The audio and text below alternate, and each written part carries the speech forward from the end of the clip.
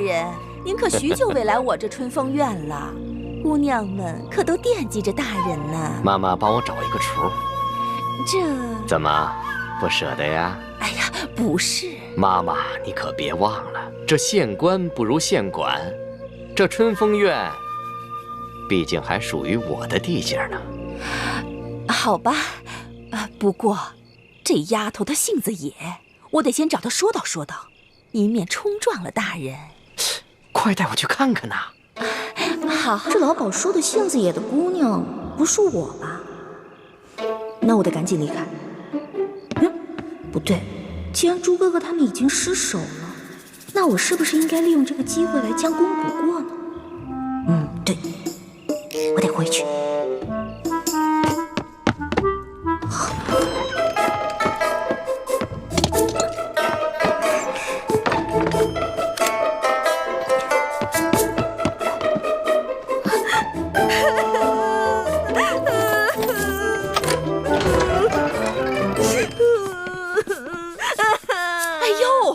别哭了，别哭了啊！我再也不偷东西了，你千万别把我送官，行不行？傻丫头，你长得这么俊，我怎么舍得把你送官呢？真的？当然是真的。哦，还有你偷的那把银壶，我送给你。我这儿有什么好吃的好玩的，只要你看上眼的，妈妈我通通都送给你，怎么样？妈妈，您这是哄我呢？哎呦，妈妈我可是言出必行。不过呀，我要是放了你，那你是不是也要替我做件事情？什么事儿啊？你去陪知府大人一夜，只要你把知府大人陪开心了，那你偷东西的事儿我既往不咎了。还有我许诺给你的这些东西，通通都送给你。但是妈妈，哎呀，像你这么年轻又生得这么花容月貌的，难道你真的要坐大牢啊？丫头，你是聪明人，要怎么做还用我说吗？可是人家还没出阁呢，所以才让你陪知府大人呀。哎呀，其实女人呐，早晚是有这么一天，是要清白还是要自由，你自己选一个。就一个晚上？就一个晚上。那我还是选择自由吧。不过妈妈，您承诺过我的那些东西可不能食言啊！哎呦，您放心，妈妈我是讲信用、讲原则的。快，给姑娘梳洗打扮，快！姑娘请吧。大人请。好。快，见过大人。知府大人。你怎么知道我的？是妈妈说的，说您是知府大人，让我好好伺候您。哦，这个，哎呦，果然是个厨啊！啊，走吧，好好伺候啊。不错。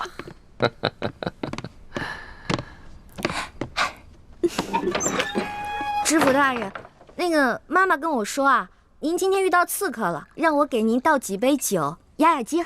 好。谁呀？这吃了豹子胆了，敢行刺您啊？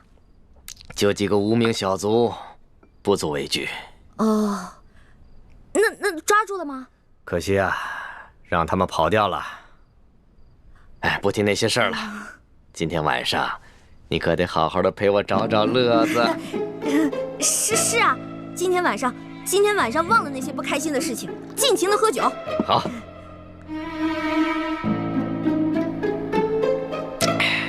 不过这酒怎么跟我往常喝的不大一样啊？嗨，这个酒是我专门为了让大人您压惊准备的酒啊，您觉得怎么样啊？香，就和美人身上的味道一样香。哎，大人，咱俩玩骰子吧。好，来，我先来。好，你先来。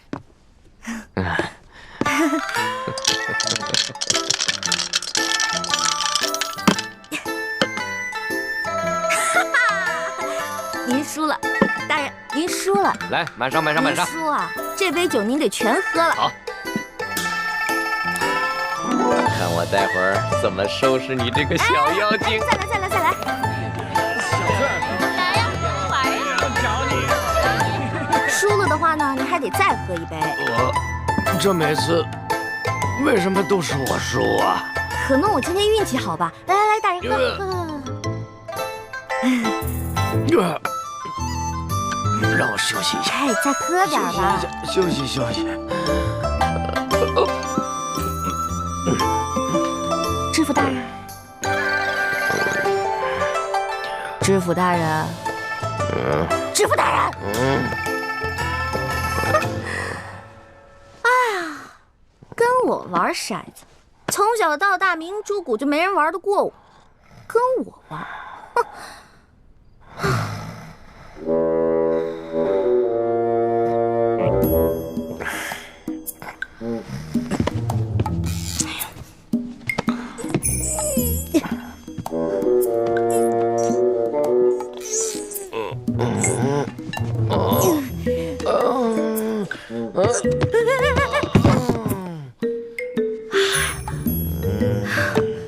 天哪，这人跟个死猪似的，怎么抬啊？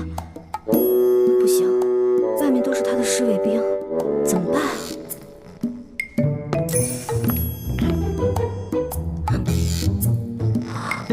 有了！袁州城大大小小的饭店、酒楼、客栈都找遍了，易欢到底去哪儿了？一开始我还怪他，没有在河边接应我们，现在我只希望他平平安安就好。哎，你们看，是易欢的暗号。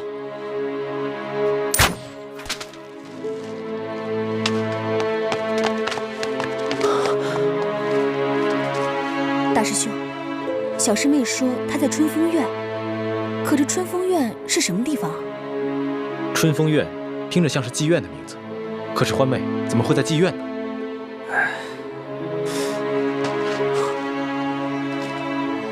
哎，你们看，小师妹说她在妓院里捉到了孙福，让咱们赶紧去接应。猪哥哥，你们总算是来了。慢点啊，樊姐姐。这个人就是孙福。不过你们放心吧，我已经把他灌得不省人事了。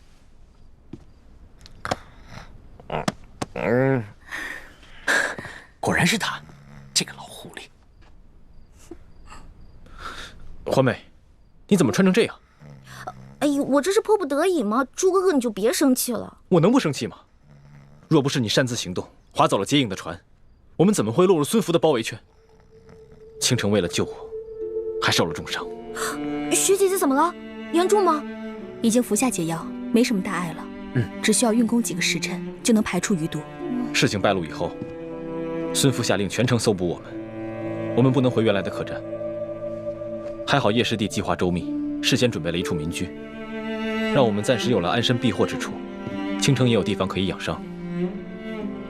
大师兄，其实这次任务行动失败，也不能全怪小师妹没在指定的地点接应我们，主要还是这个老东西太老奸巨猾了，而且咱们过于轻敌了，对吧？算了，你能抓到孙福，也算是将功折罪了。只是现在外面到处都是孙福的人，我们要想一个办法，把孙福给运出去。我知道，老办法。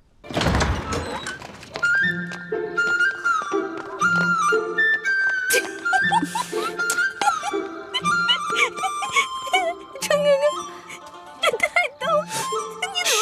别闹了，办正事。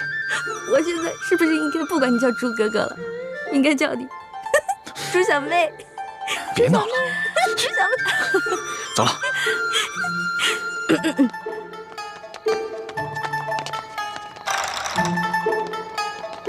慢点啊！站住！干什么呢？慢点啊！站住！干什么呢？啊，这王妈妈得了重疾，樊小妹跟朱小妹打算带王妈妈出去看病。大爷，王妈妈刚才吃多了东西，不小心生病了，你让我们赶快送她去医馆吧。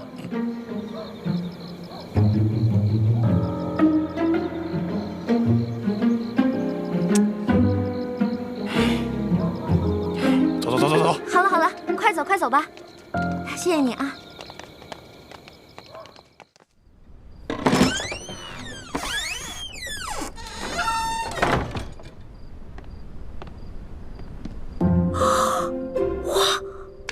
小师妹，怎么样？叶哥哥，你这也太像了吧！不光这个长得像，举手投足、声音、样子，所有都太像了。怪不得武师傅老说你是他最得意的学生。那是，小师妹，咱们只要拖2个时辰，我想大师兄他们就该出城了。到时候咱们再溜之大吉。知府大人，吃的可好？可还要添菜？不用了，别再过来打扰我们了。是，奴才明白，这春宵一刻值千金。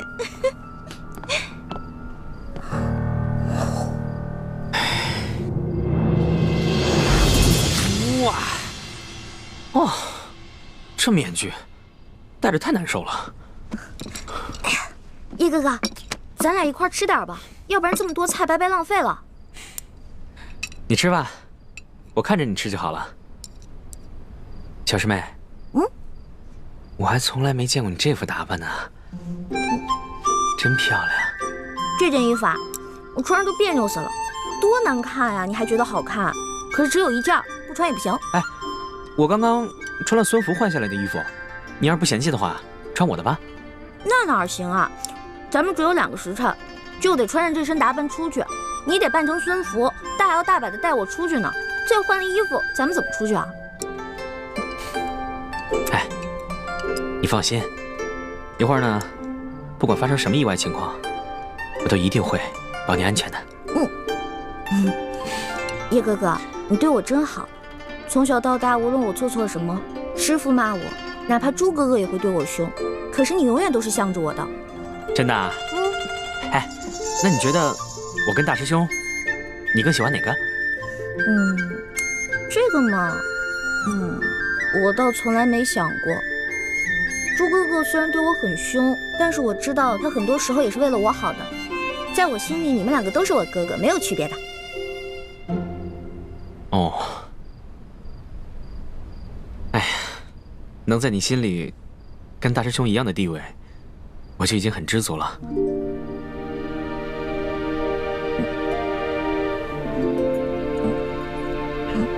叶哥哥，你能不能别用这种眼神看着我呀？我什么眼神啊？我感觉你的眼神有一点点伤感，这样看着我特别不自在。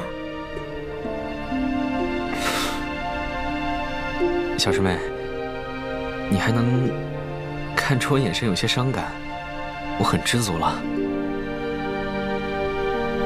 哎，对了，今天晚上咱俩的谈话，千万不要对别人说啊，尤其不能跟大师兄说。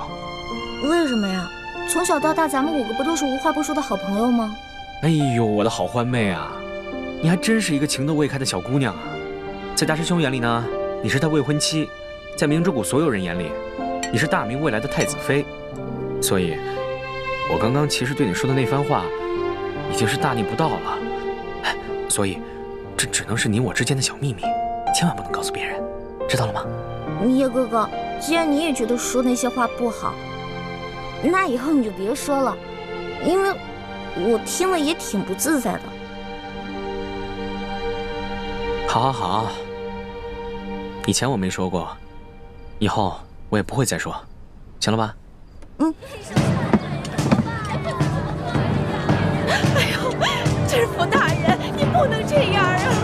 哎呦，不能吧呀！小哥，所有值钱的全给我搬上去。搬上去。知府大人，您是昨天晚上喝了酒还没醒吧？你这把我春风院的财产都充了公了呀！你们拐卖良家妇女，逼良为娼，没有拿你问罪，本官已经是网开一面了。知府大人，您不会忘了我这春风院幕后的老板是谁？少拿幕后老板来吓唬本官，本官还就不信了，还有胆敢置大清律法于不顾的。知府大人，你以前不是这个样子的。当然了，知府大人之前是为了查清案情才在你身边周旋，如今有了我这个证人，留着你没什么用了。你，就是你！我说，你给大人灌了什么迷魂汤？你让他一晚上怎么跟变了个人似的？没错，就是本姑娘。怎么了？好啊，你挺有本事的，你就这一晚上就把知府大人迷得服服帖帖的。大人，院中所有财物都已经搬上了马车。好，出发。大人，你别走啊！大人，你这个老巫婆，谁让你仗势欺人、为虎作伥的？你别走！走啦，老巫婆，走喽！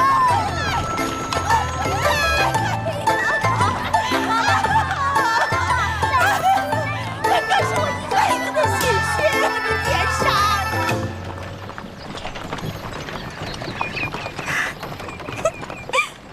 这下可好了，我们把春风院的衣服和首饰全都洗劫一空，这要发给明珠谷的姐妹们，她们看了一定开心死了，从来没有见过这么好的东西呢。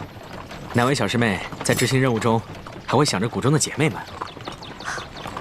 这个簪子最漂亮了，我要把它送给樊姐姐。回谷以后啊，我要再看看有没有好看的衣服，都要留给樊姐姐。小师妹，记得你小时候，什么东西都会跟雪师姐抢，反而不跟樊师姐争，什么东西都留给樊师姐。现在长大了，还是想着樊师姐。哎，其实在我心里呢，你们诸位师兄跟师姐的位置是一样的，只不过小的时候樊姐姐因为我毁了容，所以让她变得很没有自信，很自卑。我心里一直觉得很愧疚，我就想着呀，等到京城以后呢，我一定帮她找到冰肌雪肤养颜膏，治好她脸上的伤，帮她恢复容貌跟自信。小师妹，虽然大师兄和师傅们总是在批评你，可是你在我心里永远是最美的、最善良的。后面那几条狗怎么办啊？没事，我们已经出城了，等到僻静的地方，我就要把它们打发了。那你自己行吗？不用管我，在你心里，只有大师兄武功高强吧？哎，不是的，叶哥哥，我是怕万一打起来，我不是帮不上忙吗？不用你帮忙，保护好你自己就行。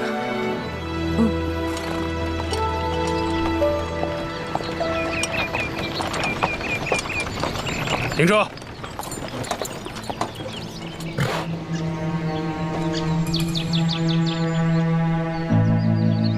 为何停车？大人，您究竟是要去哪里啊？这里离袁州都已经有5里多路了。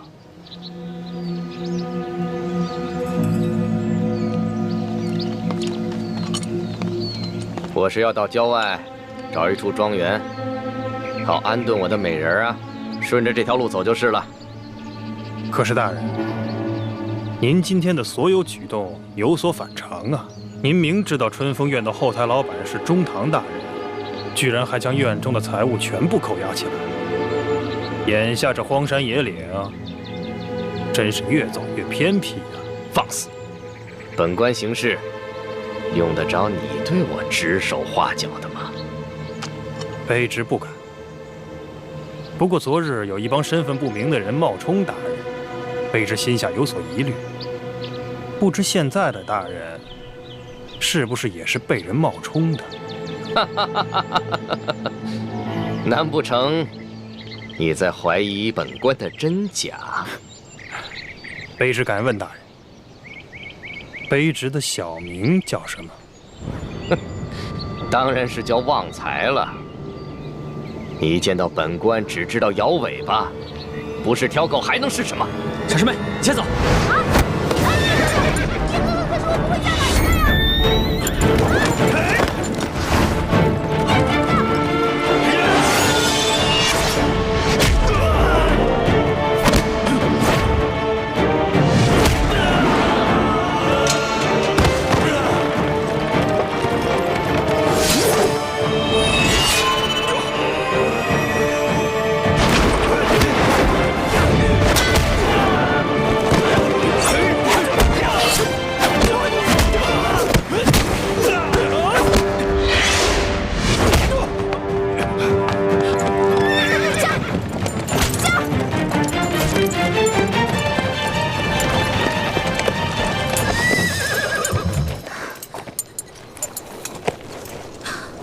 这样是不是太不仗义了？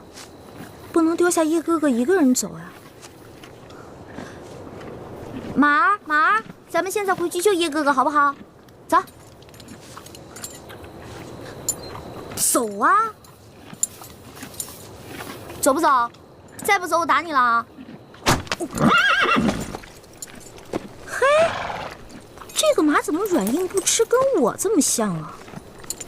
你逼我的啊！走吧你！驾！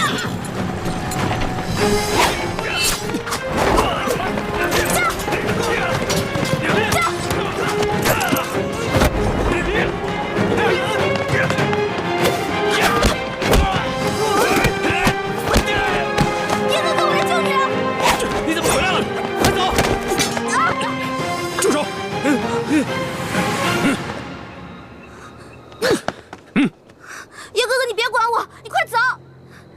站住！再上前一步，我就杀了他！把他们带回衙门，再逼问大人的下落。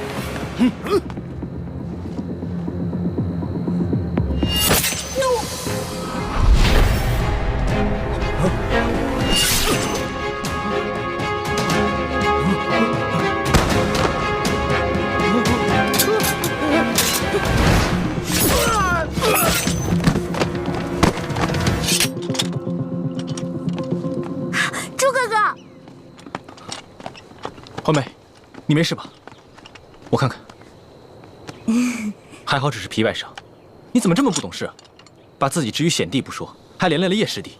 大师兄，你就别怪小师妹了，她也是担心我，才会去而复返的。你呀，自己几斤几两都不知道，以后遇到这种事情，你自己先撤，别留下来给大家添乱，否则就不是讲义气，而是愚蠢啊！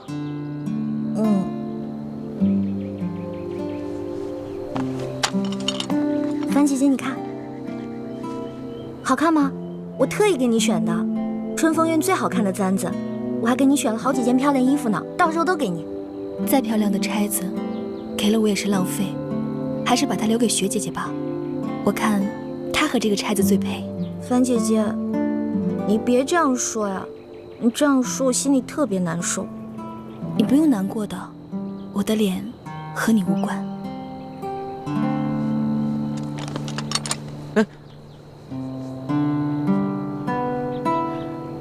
师弟，你这脉象好像是受了很重的内伤，难怪你连孙府的几个卫士都收拾不了。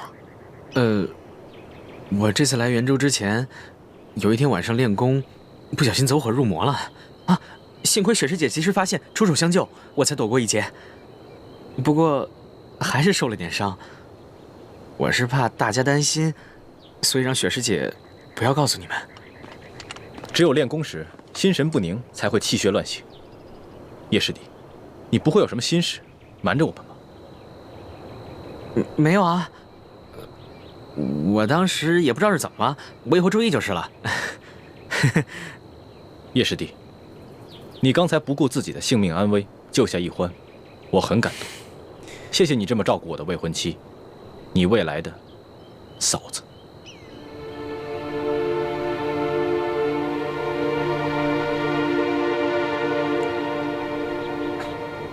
客气了。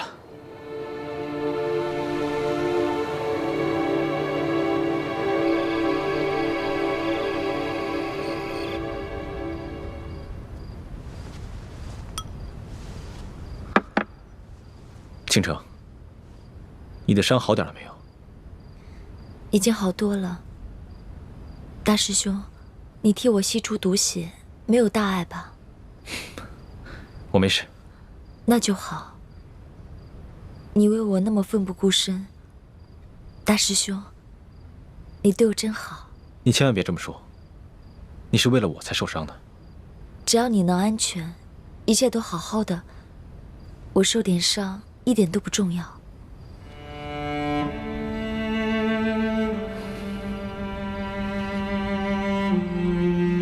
真没想到，小师妹一个人就完成了擒获孙福的重任。是啊，他虽然偷懒，却是胆大又心细。大师兄，只要你提到小师妹，你的眉梢眼角都是笑。时候不早了，你早点休息吧。明天一早还要赶回明珠谷呢。嗯。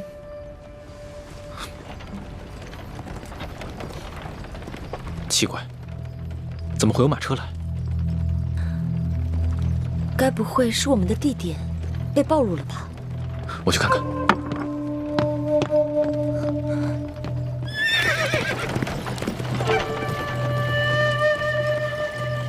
大师兄，倾城，你怎么来了？你的伤还没好呢。我不放心你啊。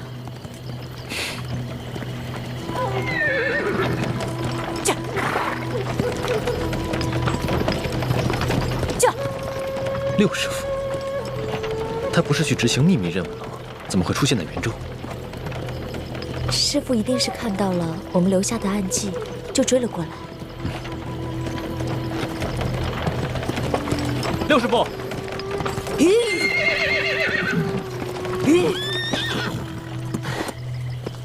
太子，倾城，师傅，总算找到你们了。太子，明日你带车中人一起回明珠谷，把他交给晋王。记住，千万不要伤害他，更不要放跑他。六师傅，这车上的人到底是谁？你们看看就知道了。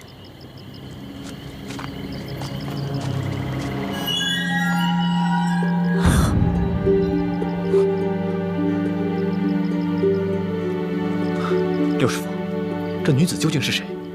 怎么跟倾城长得一模一样？她叫舒婉欣，是山西总兵舒建的独生女儿。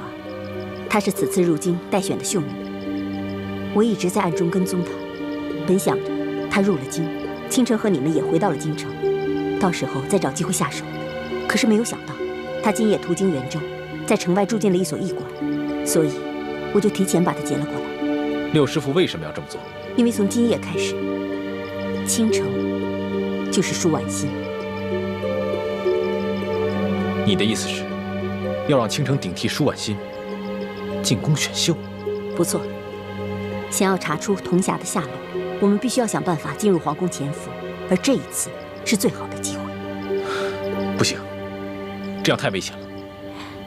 大师兄，这个计划不是六师傅临时起意，其实是诸位师长们早就集体商议过的。这些年来，我除了和你们接受同样的培训，也在暗中学习如何在皇宫中潜伏。2年前，师父们得知舒婉欣和我长得相似，就已经在暗中让我模仿她的一举一动了。可是，如果你真的进了皇宫，被康熙选中，你就要成为他的妃子。那也是无可奈何的事情。为了给先帝报仇，为了光复大明，那么多人都牺牲了性命，我又怎么能在意一己之清白？好了，时间紧迫。倾城，你随我一起回到舒婉欣的驿馆，潜入她的房间。如果被人发现舒婉欣不见了，那这个计划就不可行了。可是倾城受了伤，还中了毒，身体还没有恢复。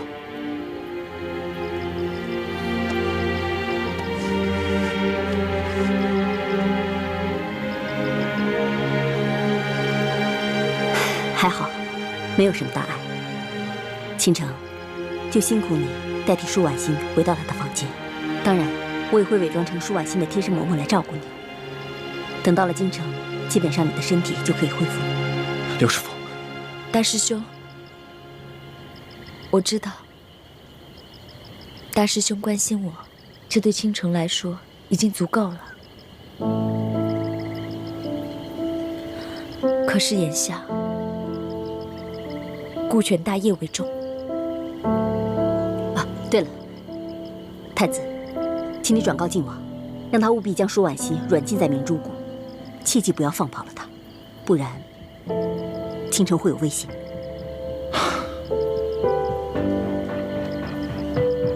倾城，师父，委屈你了，我们走吧。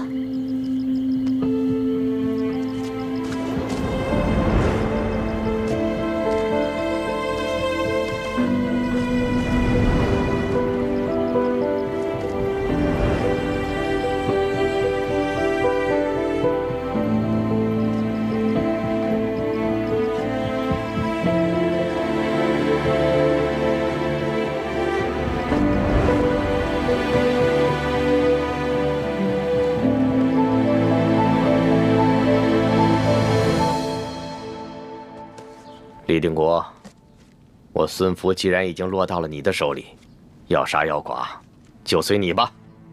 孙福，你做出这副视死如归的英雄模样，演给谁看的？我问你，我儿四星现在在哪儿？他是死是活？是不是你把他出卖给清廷，才换得了现在的顶戴花翎？你笑什么？我笑你李定国一世英雄，却是一个不明大事的糊涂人。你以为你儿子跟你一样愚忠吗？当初平西王攻入滇都，你为了护送永历帝逃离，不惜杀妻杀女，早就伤透了李将军的心。夫人，李定国欠你的，余生一定先还。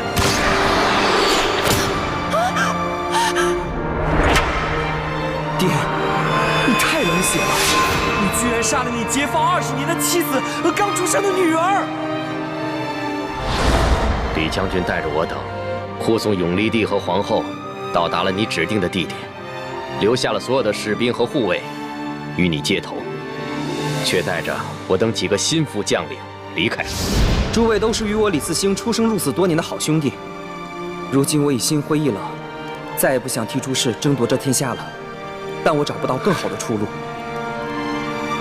诸位，你们是想继续为诸氏卖命，或是回到老家与家人团聚，甚或是投靠清廷，都由诸位自行决定。现在，我李四星正式与大家别过，从此各奔东西吧。将军，将军，胡说！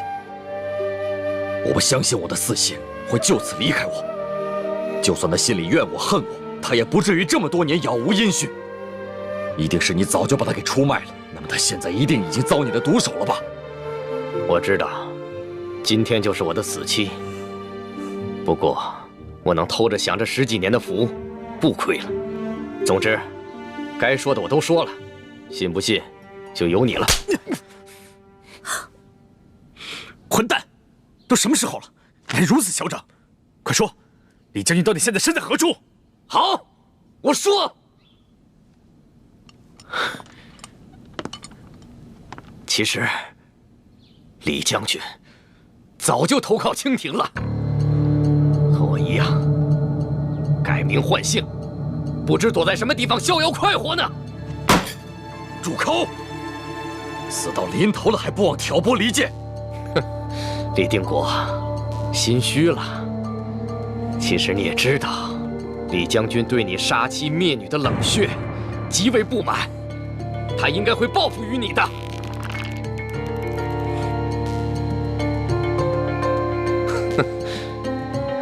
想不到10几年过去了，你更加疯狂，竟然用你的亲生女儿假扮青楼女子色诱于我。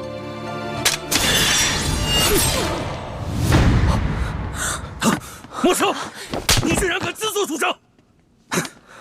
莫生，你怎么把孙福给杀了？靖王，此人自是必死无疑，定是说什么也不会透露实情，只会满嘴胡言，损害小师妹的名节，倒不如杀了干净。可是至少也要问清楚清廷的一些情况再说呀。他说的话能信吗？那你也不能杀了他呀！爹，你不知道这个孙福有多可恶，他居然在妓院里欺负小师妹，现在又来诬陷李将军。爹，人家没有，他进来的时候已经醉得不行了。够了！都怨你擅自行动，差点连累了师兄师姐们。要不是你将功赎罪，我就把你关起来，再不许你踏出明珠谷半步。爹，一欢知错了。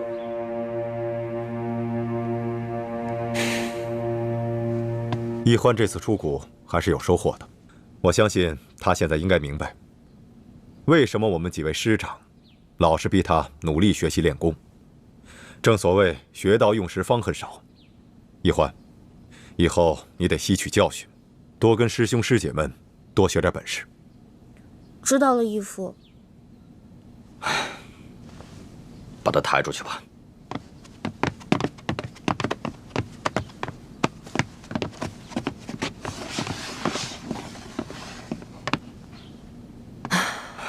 这个孙福死有余辜。不过莫生，以后再行动的时候，可不能这么鲁莽了。是，莫生知道了，以后再也不敢这么冲动了。莫生平时做事啊，还是挺冷静的。可遇到易欢的事，他就沉不住气了。这些孩子呀，咱们是看着长大的，他们心里想着什么，咱们这些做师长的怎么会不明白呢？不过孩子们，你们要切记，眼下最重要的任务是要找到铜匣和1号金钥匙，拿出藏宝图和义士的名册，这样才能壮大我们联盟的力量，切不可为了儿女情长而耽误了大事。是，弟子明白。徒儿谨遵师父教诲。好了，你们即刻回到京城，继续完成2项任务。老板。哦，小兄弟，你总算来了。龙三少爷一直在找你呢。我家里有点事儿，回趟老家，昨天才回来。哎，你赶紧帮我通知龙三，你就说今天晚上我在京城第1酒楼等他请我吃饭。好的，我马上去告诉他。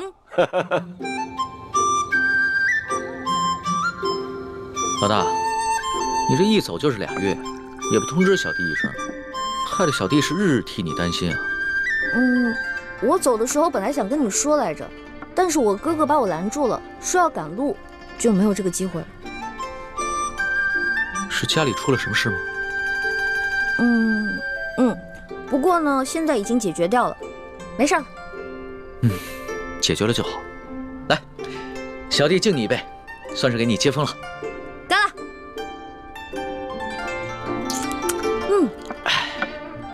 哎，对了，龙小弟，你下次如果再有急事儿的话，你就派人去东14胡同的慈航药铺找我大哥，我大哥叫李建清，郎中。好，坐堂问诊的。我记下了。哎，皇上有没有查到那个勾结鳌拜的内奸啊？暂时没有，宫中太监有几千，能接近皇上的又有几百，大肆追查的话，只怕会引起鳌拜的注意，所以皇上也只能暂时隐忍了。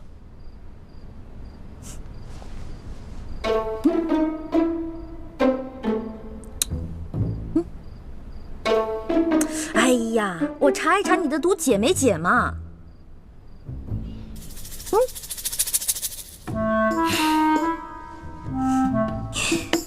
来，让本大先给你测一测。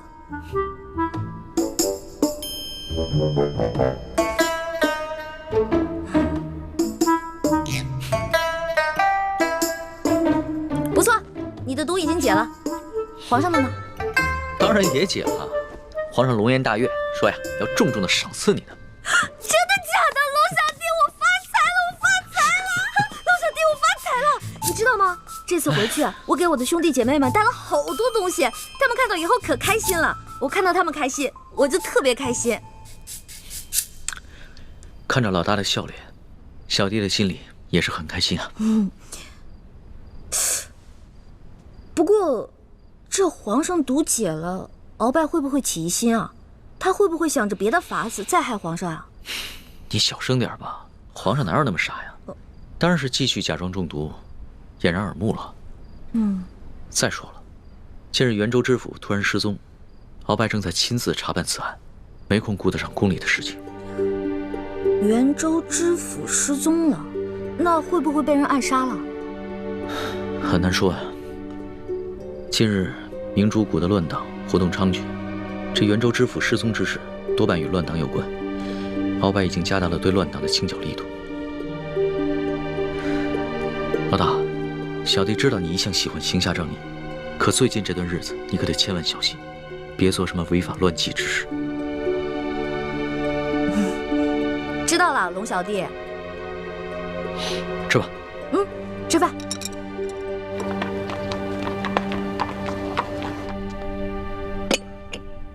我刚刚得到消息，清廷突然下旨给吴三桂，让他将当年我父王的所有遗物，无论大小，无论贵贱，全都上交给朝廷。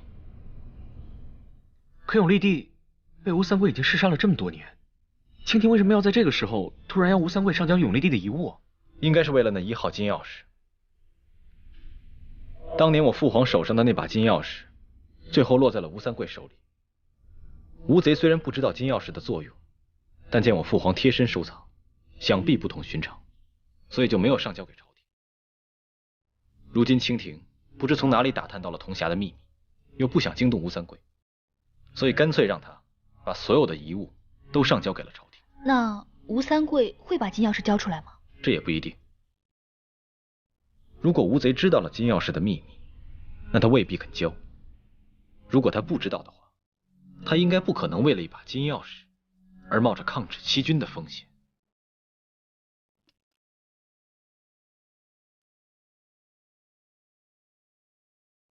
我们现在该怎么做？滇都的内线传来消息，吴三桂已经命令他的二儿子吴应奇押送父皇的遗物进了京城。叶师弟、樊师妹，你们2个人去跟踪吴应奇的车队，想办法打探清楚到底有没有那把金钥匙。如果有的话，立刻想办法拿回来。好，我们现在就收拾东西出发。怎么了，叶师弟？有什么问题吗？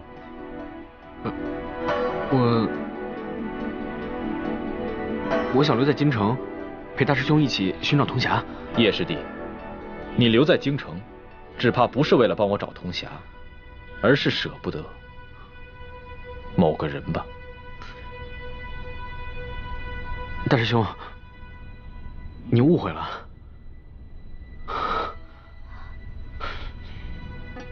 叶师弟，大师傅说过，出谷之后，一切行动要听从大师兄的指挥。再说，从吴应奇手中拿回金钥匙的任务也很重要，怕是我一个人应付不来啊。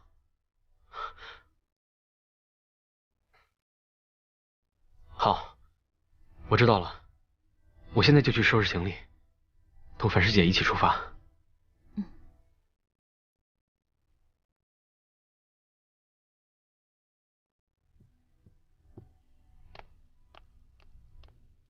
哎，小师妹呢？怎么不见她呀？她去见龙三了，我让她去打探孙福失踪以后清廷的动静。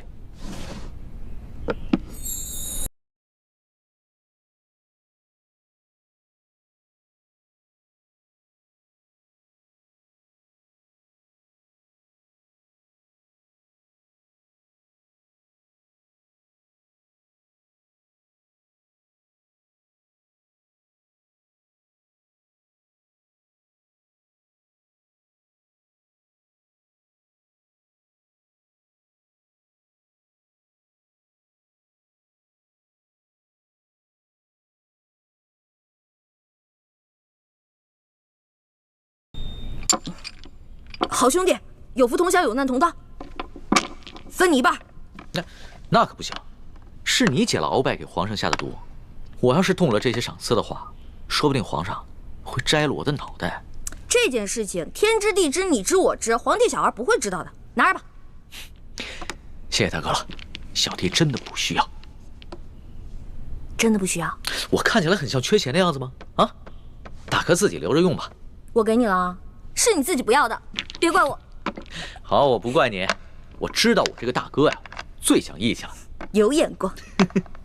哎，大哥，不过你要的那几副药材，我已经找人在配了。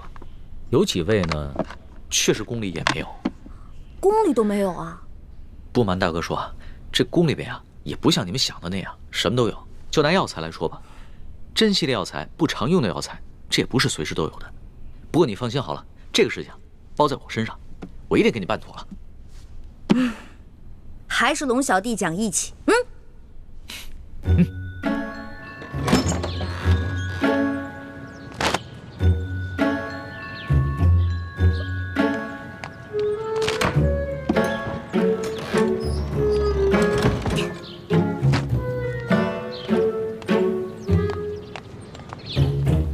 站住！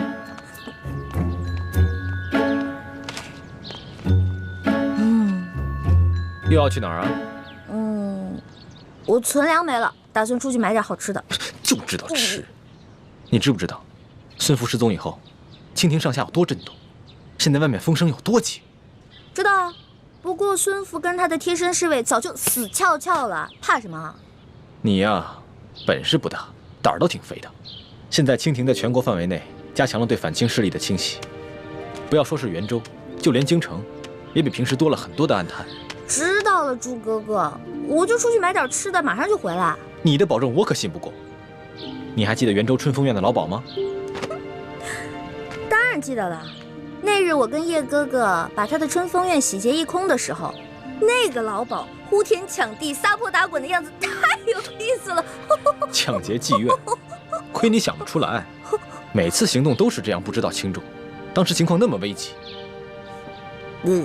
少跟我嬉皮笑脸的。听说那个老鸨进京找鳌拜告状来了，你要是碰上了，你以为啊，就凭你这个不入流的易容术啊，能逃得过他那双老眼吗？猪哥哥，京城那么大，怎么就被我碰上了？那也太巧了吧！万一碰上了怎么办？万一碰上了，那我就脚底抹油溜呗。反正，在咱们几个当中，我的轻功是最高明的。你要是不信的话，来追我呀！回来！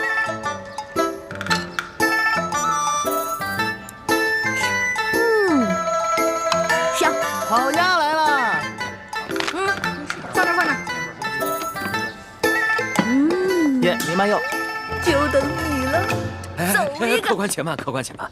对不起，这盘烤鸭呀上错了。哎，给我放这儿。没上错啊，我也点了。实在不好意思，隔壁那雅间的客人也点了烤鸭，只不过不凑巧，本店今天就剩这么一只了。那这也是我的，我先点的，所以烤鸭就是我的呀。客官您看这样，今天您的菜钱我给您老打个8折，另外再送您老2个好菜。呸！谁要你打折？小爷有的是钱。看到了吗？真金的，拿去拿去。客官，隔壁的客人来头不小，小人实在是得罪不起，还请您老多多包涵。你才老呢，你才老呢！呸呸呸呸呸！这还天下第一酒楼呢，怎么吃个饭都这么势利啊？我不管啊，反正这鸭子就是我的。得罪得罪，这鸭子我先端走了。给我！松手！是谁抢了被中堂大人点的鸭子啊？拿走拿走吧，我好像没那么喜欢吃鸭子，拿走吧。这只鸭子都被你吃过了，我们还能要吗？天哪，我今天出门为什么不看一下黄历呀？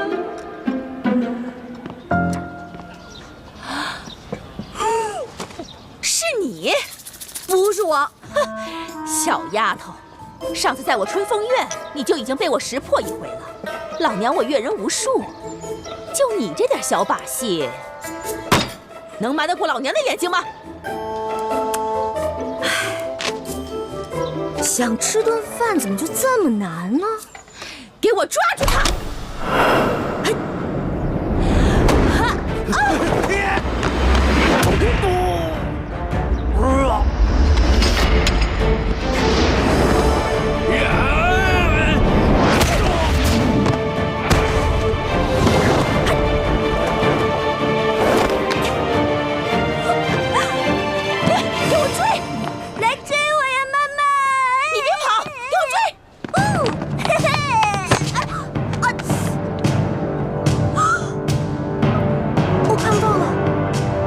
我失明了，看不到了，失明了。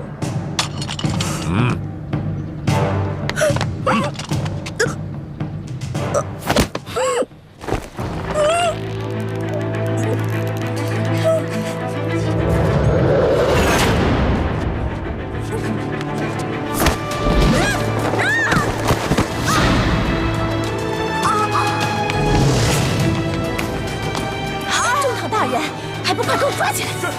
哎，啊！救命啊！救命啊！救命啊！放开我！救命啊！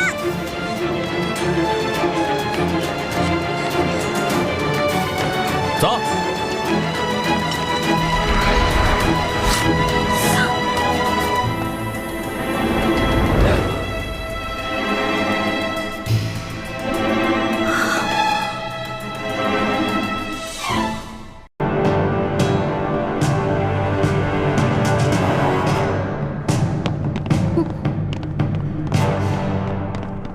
哥哥，谁让你出门的时候诅咒我？现在我该怎么办啊？原来是个小丫头，刘妈妈。是。和穆太大人一起离开春风院的那个姑娘，就是她。回中堂大人就是她。你别老这么盯着我看呀，盯得我心里直发毛。啊，冷静冷静，现在一定要冷静。大胆妖女，你把知府大人弄到哪儿去了？还不快从实招来！若有半句假话，我……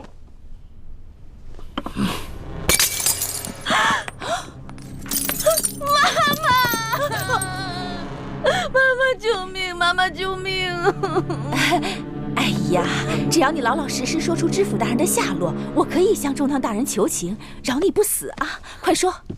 真的？快说快说！行吧，那我说。那日知府大人呢，说要带小女子去一个好去处，当时小女子开心极了，还以为从此攀上了高枝，可以无忧无虑了。可谁知道知府大人却把小女子带到了一个特别偏的地方。当时我就想啊，这也许知府大人的正事太厉害了，想要收小女子做外宅。可是这马车跑到一个小树林，知府大人自己下去了，让小女子在车上等他。这小女子啊，就偷偷掀开车帘子，就看到知府大人跟一帮黑衣蒙面侠说些什么。黑衣蒙面侠？那他们都说些什么？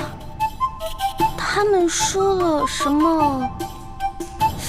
什么谷啊，什么王啊，什么蒙，什么……他们是不是在说明珠谷、晋王？对，他们说的就是这些。这明珠谷本是反抗朝廷的一个秘密基地，这晋王应该指的就是南明永历帝朱由榔所封的那个李定国。后来，这个永历帝被吴三桂给绞杀了，他就诈死逃亡，纠集了一帮乱党，一心妄想着反抗朝廷。那难道知府大人的失踪与那群乱党有关系？他们还说了些什么？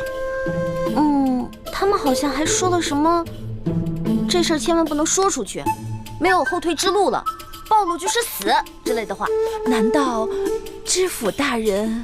我早就怀疑这些个归顺我大清的降将之中，难免有心怀二心之辈。这个穆泰原名叫孙福，本是李定国的二儿子李嗣兴的心腹手下。这件事情必定是李定国指使的，他假意归顺我大清，现在却勾结了一帮前明的余孽。丫头，他们还说了些什么？你给我仔细的想想。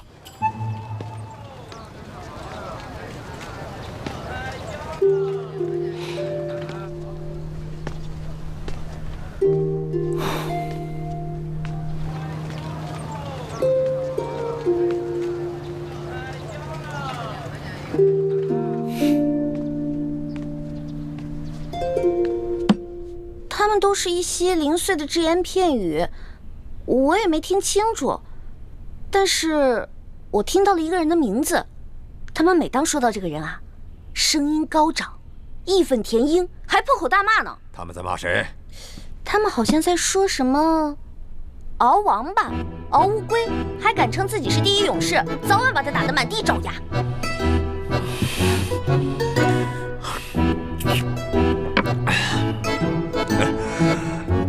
小丫头，你别害怕，你给我往下说。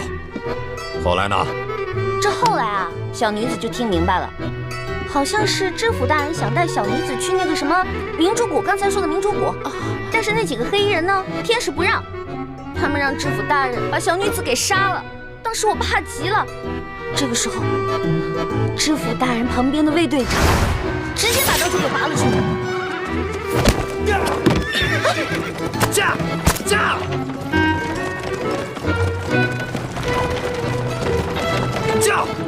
你来驾马车，我去对付他们。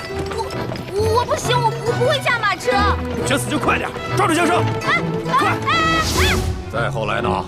再后来，小女子就拉着马缰绳，一直跑啊，就听到后面刀剑撞击的声音越来越大，我就跟着马车一直跑。这后来马儿累了，停下来了。小女子怕他们赶过来，把我杀了，我就跑了。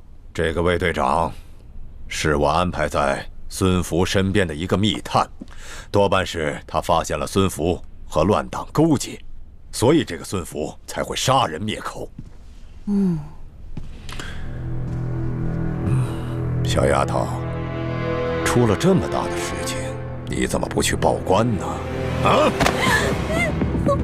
我害怕呀，一个是知府大人，另外几个是歹徒，我怕我去报官以后，反而会送了小女子的命。那我问你，你后来怎么又跑到京城来了呢？因为小女子不敢留在袁州了，小女子怕他们追杀我呀，我就想说，要不要回京城找自己失散多年的哥哥呢？但是京城这么大，我找不着啊，就只好干一些小偷小摸的事儿，过日子了。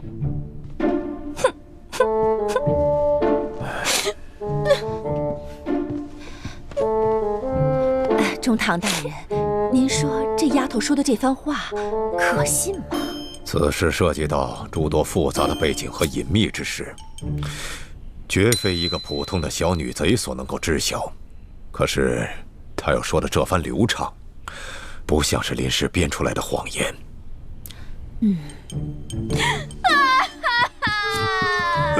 大人，小女子再也不敢了，小女子再也不敢偷了，死也不敢偷了。大人，妈妈，帮我劝劝大人，别杀了小女子啊！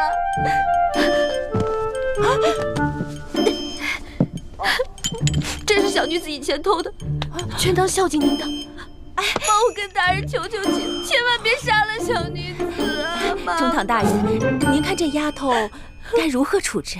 且先不要声张，这样，先把这个小丫头带回府上再说吧。多谢大人，多谢大人。主子，不好了，出事了！出什么事了？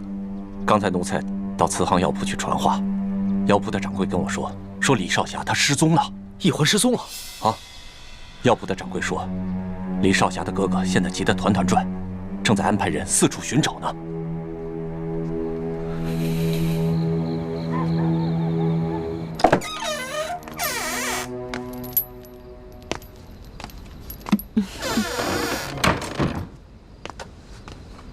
来吧。不是吧？你去给我拿2个白馒头。哟，那你想吃什么呀？哦，您不会以为您还在天下第1楼上冲大爷呢吧？妈妈，我刚才在9楼对您多有不敬，但是您别忘了，我还孝敬了您2锭金元宝呢。所以呀，我才来给你送2个馒头啊。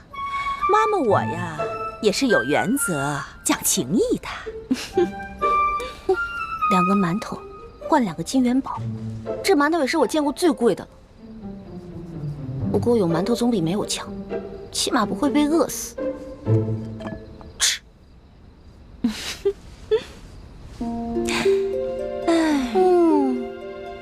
这些馒头里再加几片烤鸭，哇，那烤鸭的肥油在嘴里流淌着。哟，到这个时候了，你还只想着吃呢？哎，你就不怕这是你最后一顿晚餐？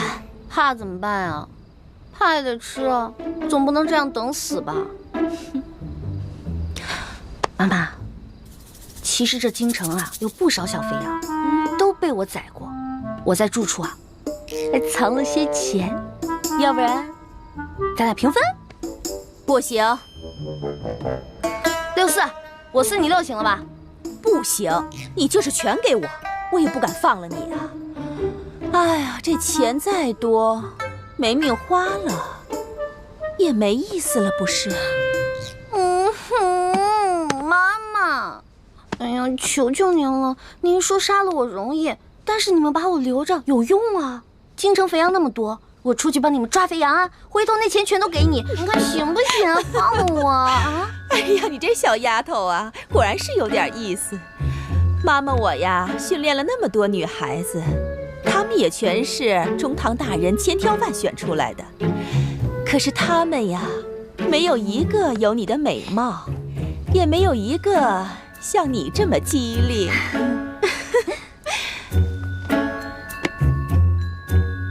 所以妈妈，你这意思是可以放了我了？哎呦，我哪敢放了你呀！哎，不过妈妈我呀也是有原则、讲情义的，也不能白生了你的金元宝，不是？我今天呀就是来给你指条生路的。妈妈，请说。易姑娘那一番谎话说的是声情并茂，丝毫没有破绽，居然连老奸巨猾的鳌拜都被她骗过去了。这鬼丫头仗着自己有点小聪明，就胆大包天。她虽然骗过了鳌拜，可是也被鳌拜带进了鳌府。鳌拜究竟会怎么处置她，还很难说。我们呀，在鳌拜府中也发展了内线，不过鳌拜不信任我们，我们的人只能在外围当差。不过我已经吩咐下去，让他们想尽一切办法打探消息。鳌拜性情暴虐，易欢在他手里非常危险，我们必须尽快想办法救他出来。少主，龙三少爷那边差人来问，可救出易欢少侠了，是不是需要什么协助之处？你去告诉他们，还没有找到易欢，不过我们会自行解决，就不麻烦他们了。多谢他们的好意。是。妈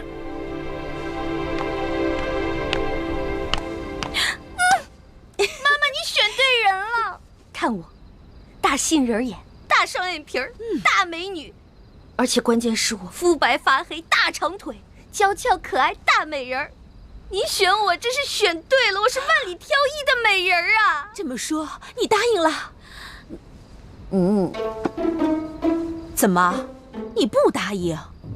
这中堂大人可不缺钱，他缺的只有美女。这也是你最后一次机会了。那能不能先给我上一盘烤鸭，再来一壶桂花酿啊？我得吃饱肚子才有思考的余地嘛。唉，